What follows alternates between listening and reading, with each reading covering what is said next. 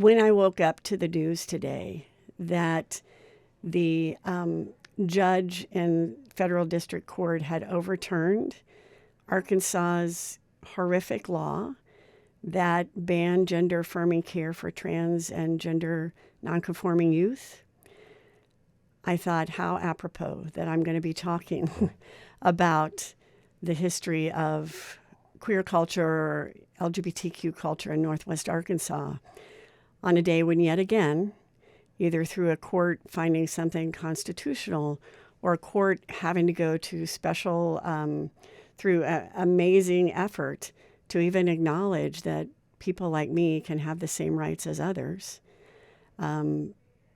is no surprise, and it's deeply saddening. Check. Well, just tell me a story. Listen.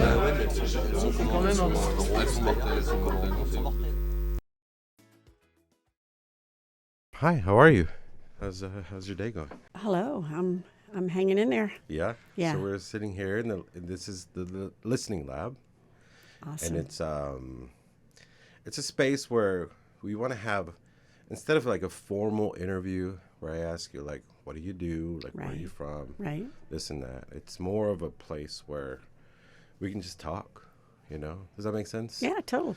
Because it seems like, well, but I mean, does that make sense? Like, even like just for like the culture and stuff, like, because it seems like people are like kind of afraid to talk to each other anymore. You know? Like even like just going to the store and stuff. It's like, like, you know, people are nice enough and like, hey, you know, whatever, I open the door for you, blah, blah. But like, sometimes not really, you know? Like it's, everyone's kind of on this weird, like, standoffish thing.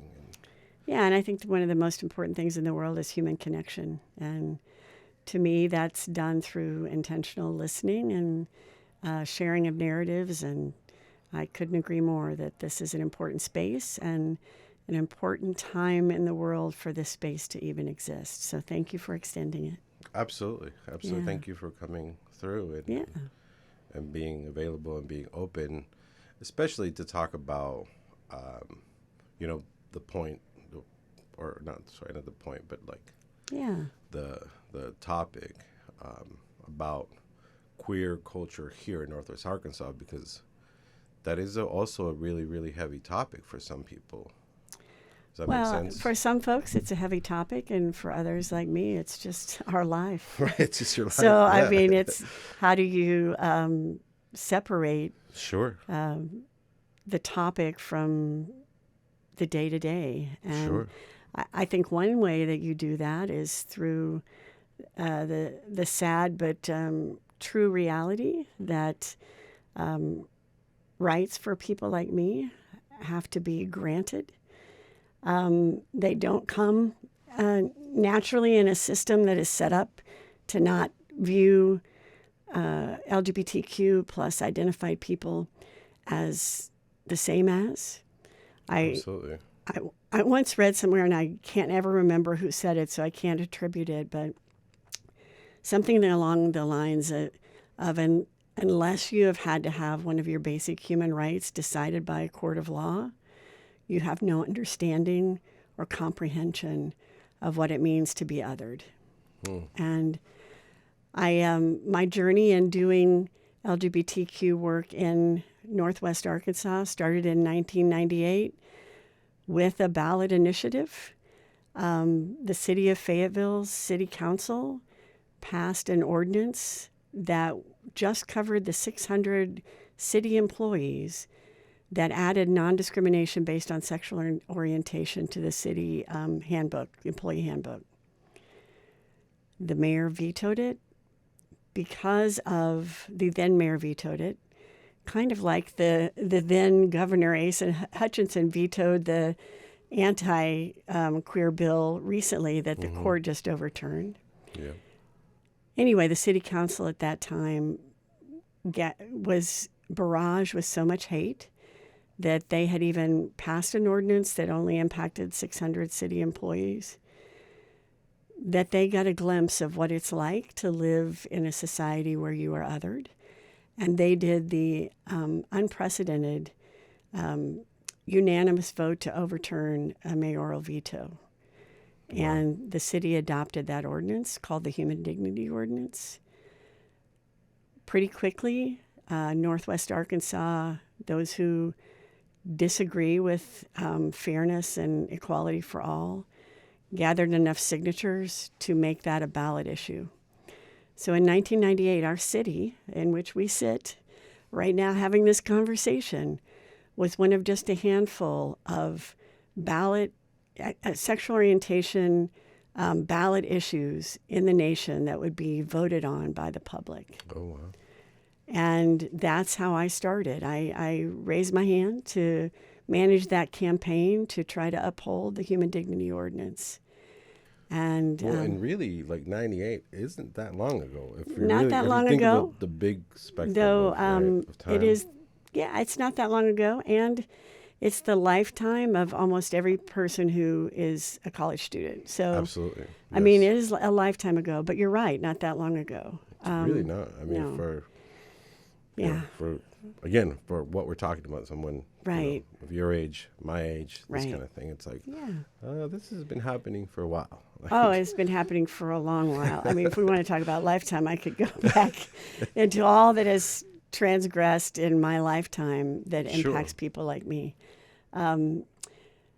So anyway, in 98, I was sort of introduced to a community here in Fayetteville that organized and rallied around support of folks in the queer community in a way that had never happened in Northwest Arkansas. And we literally had people going door to door, talking to their friends and neighbors about sexual orientation and the importance for folks like me to be protected against discrimination. Of course, we had the opposite side, countering it with the age-old horrific messages of pedophilia and harming children. Their playbook, interestingly, has not changed. It's just navigated and adapted more of our language to still perpetuate myths, falsehoods, and fear. Anyway, I was inundated with an incredible number of community leaders and just community members that cared and wanted to do something positive. I think as I was driving here today, I was thinking about a woman named Mary Ann Kopp. She no longer works here, but she was one of our most incredible and energetic volunteers, a woman who was straight, or is straight. She was probably in her late 40s, maybe early 50s at the time, and her parents, she's Japanese American, her parents were interned in one of the internment camps here in Arkansas. Okay. And talking about being othered. Yeah, and she said, when I asked her one day, why do you care so much as an ally who's not directly impacted by any of this hate? And she said, my parents went through that experience and instilled in me the importance of fighting for everyone's rights. Absolutely. And showing up as an ally. And that's the sort of caliber of person that I encountered early on in my work in Northwest Arkansas. I went on to do statewide LGBT organizing from 99 to about 2002 and was really humbled to sit like I'm sitting with you, looking into your eyes and connecting with you and hearing the real life stories of queer folks across Arkansas as they struggle to navigate jobs and healthcare and faith. And again and again, I kept being drawn to and advocating for queer youth, college students, high school students. Absolutely. The very kids that have been targeted by the type of misinformed legislation that was overturned in court today are the very kids that 20 plus years ago were being kicked out of homes, were finding strength and connection and courage in one another. And I really just would not be doing justice to sharing a story if I didn't honor and acknowledge the queer youth that still to this day are fighting, showing up, being authentically, fully their fierce and fabulous selves in order for all of us to have a better world in which to live. Absolutely. And I agree with you 110% because there's that thing too where, like you were saying about being other than this and that. And even when you are younger and, I mean, I don't know, but that when stuff is happening to you, you're figuring it out. But these kids, they are the weird kids and this and that, right? Because then you get that weird stigma about it. Does that make sense? Yeah. I mean, I would just push back gently a little bit. Yeah, I think Sure. sometimes some will self-identify as weird. Some will be perceived as weird. Some will be othered. And there are kids that... Sorry, Oh, I meant yeah, to go say ahead. by the general public is yeah, what I'm saying. right, Like, right. Yeah. Yeah, Listen, I I was would a agree weird with kid. that. I was a weird rock and roll kid. Yeah, yeah. And also I was big and brown and stuff. Yeah, and people yeah. were like, who's this kid, I think and the only reason I push back gently is, I love the term fierce and fabulous, which I actually learned from the National Youth Advocacy Coalition. Back when I was doing statewide organizing, I took a group of youth to that conference, and they really encouraged young people to be fierce and fabulous. And I love that as a framework. And I will say, when it comes to the queer community, there are just as many people who you would look at and think are completely in line with what is considered normal. Right. But that's the so- thing. It's like, what is normal? Right. But that's part of the LGBTQ. The alphabet is long. Sure. LGBTQ, IAATS, Yes. all the things. Yes. We are a very diverse community within a diverse, a huge umbrella.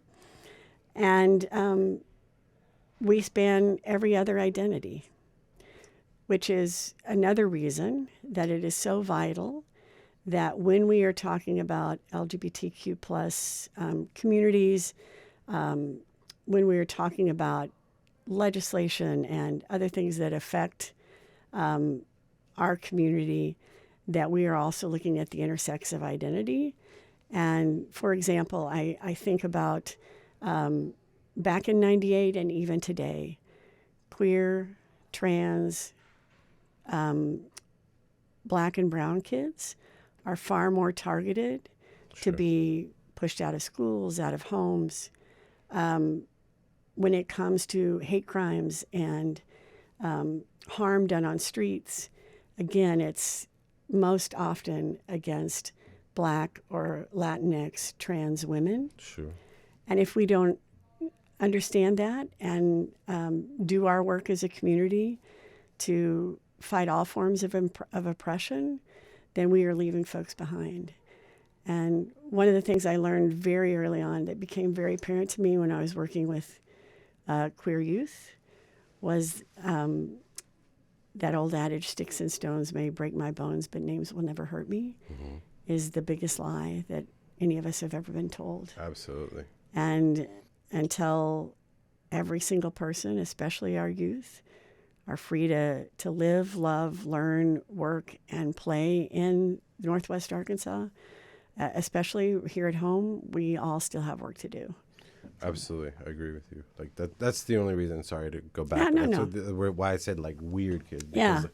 That's how some people look at them or whoever. I mean, you don't have to be a queer, like young kid. You could just be a weird kid, like whatever. Right. But yeah, I understand what you're saying completely.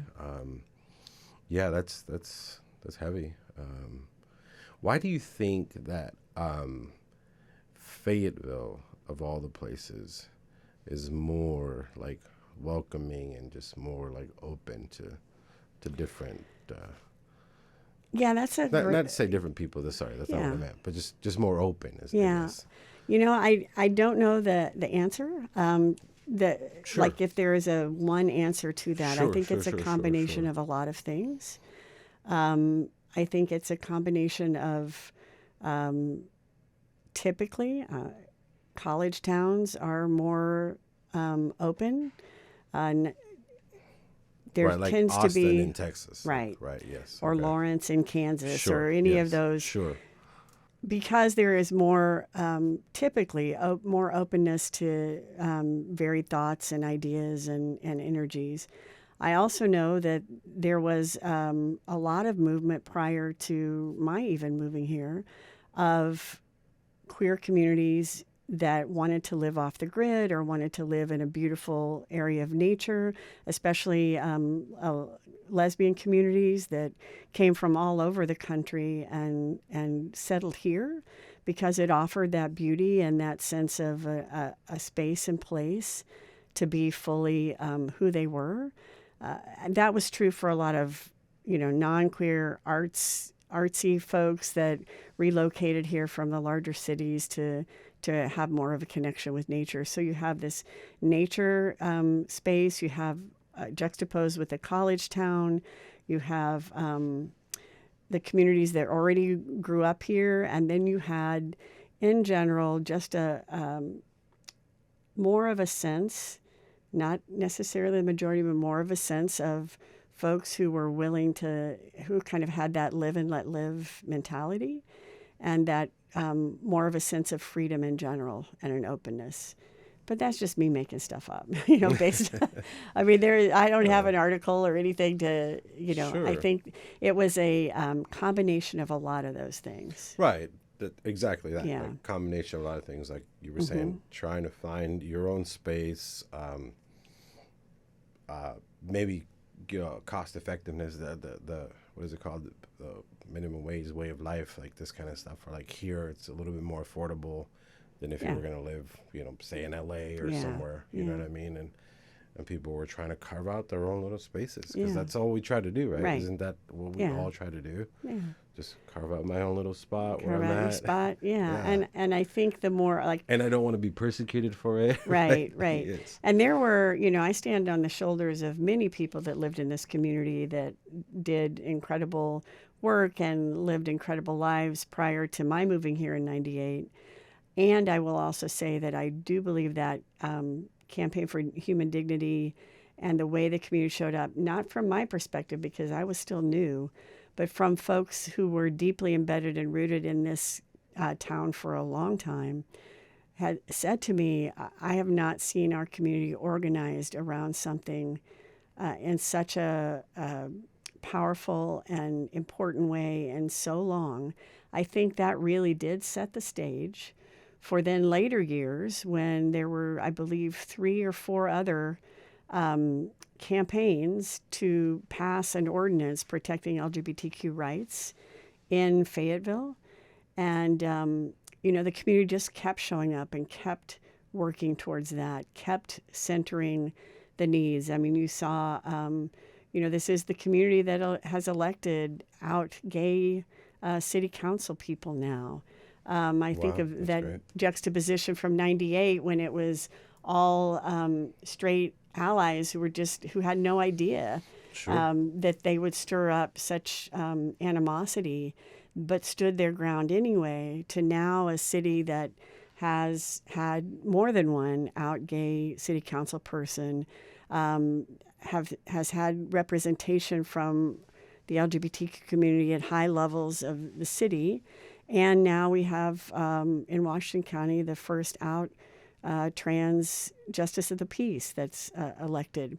So I think about from '98 to now, so much of what's happened was that community awareness, that continuing to advocate for policies and practices and even laws that would change the trajectory to be a place where I'm not going to say that it is perfect, but it is a place where, at least from the powers that be, discrimination would be seen as not acceptable. And, again, it goes back to, unless you've had your rights, just basic human rights, determined by a court of law or by a legislation, or even by a vote, you have no idea what it's really like. So it is no surprise to me, given that infrastructure of continued support and fighting for the full rights of LGBTQ folks in Fayetteville, that we now also have the largest attended Pride Parade and the Trans March, and so much celebration that happens in the city. Even when we are living in a climate where folks like me are being used as fodder to justify fear and backlash, we are still showing up. Absolutely. And celebrating and valuing who we are as full humans who contribute so much to this region. Oh, it's full humans. Yeah. What a concept, right? Right. You're just people. Like, yeah. we're all people. Yeah. Yeah, but you're absolutely right. Like, what did you say that alliance was? The when you came here in like '98 and the Campaign for Human Dignity. Yes. Thank Mm-hmm. you. Yeah, the Campaign for Human Dignity. Mm-hmm. I don't know if you wanted to talk about that more. Or... Yeah, I mean, it's hard to talk about that without focusing more on. But I guess it's my experience. What I will say is, what I didn't say yet is, not surprising, though saddening, in 1998, we lost the vote by a 60-40 margin. Okay. And the not discrimination ordinance for the city of Fayetteville was overturned by a vote. Not surprising, a little bit later on, I think it was in '99, the Child Welfare Agency Review Board in the state of Arkansas decided to add that gays and lesbians could not serve as foster parents, nor could anyone serve as a foster parent who had a gay or lesbian person in the home. So we were again fighting something that was never a problem before, was created as a problem that would harm children, quote unquote. And that I was a plaintiff in that lawsuit that was overturned again in court. In 2000 and, I can't remember exactly, again, never a problem before, but when that failed, when they were unable to change a regulation, they got those who do not value the full participation and authentic lives of those of us who are in the LGBTQ plus umbrella, got enough signatures to put on the ballot Act 1, the same election that elected Barack Obama for the first time. We were voting on whether gays and lesbians could adopt children in the state of Arkansas. That was voted as illegal for gays and lesbians, people like me, to adopt children in the state of Arkansas. Again, another court battle ensued. Again, it was overturned as unconstitutional. So we're this odd juxtaposition of really planned and targeted bills and legislation against our community that have all been overturned, to my knowledge, in the courts. And we were also, in 2015, our state, with the great work of Cheryl Maples and others, was able to legalize gay marriage just prior to the Supreme Court ruling that legalized it federally. So you see this bizarre sort of, I guess really what that is a testament to, that just as much as there's always been anti-gay, lesbian, bisexual, trans, especially lately, anti-trans work being done, and laws being passed, and court battles being fought, there have always been those amazing advocates who have been fighting hard in this state for the full representation of all of us who identify under the LGBTQ plus umbrella. That's amazing. That's really, really, really, really great to hear. That like you said, that there are those allies that do have that allies and folks who are part of the community as well. Sure. So many folks, like in '98 and like in the recent court battle to overturn the gender-affirming care ban, there have been amazing people dedicated to doing this work here in Arkansas. And I know, not just from statistics, but also from the very human Arkansans that I have interacted with in my life, that advocacy and activism like that there are literally lives depending upon it.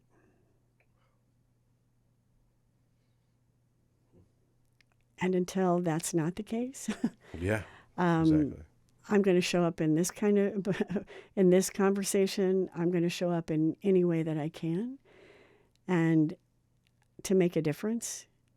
And my hope is that we will always have the support of advocates, allies, activists, and our community working diligently to maintain and secure our full human rights and to celebrate the hell out of our existence. I love that. That's awesome. The Listening Lab is a space for honest and intimate conversations to better understand our neighbors and ourselves. It is made possible by the Walmart Foundation.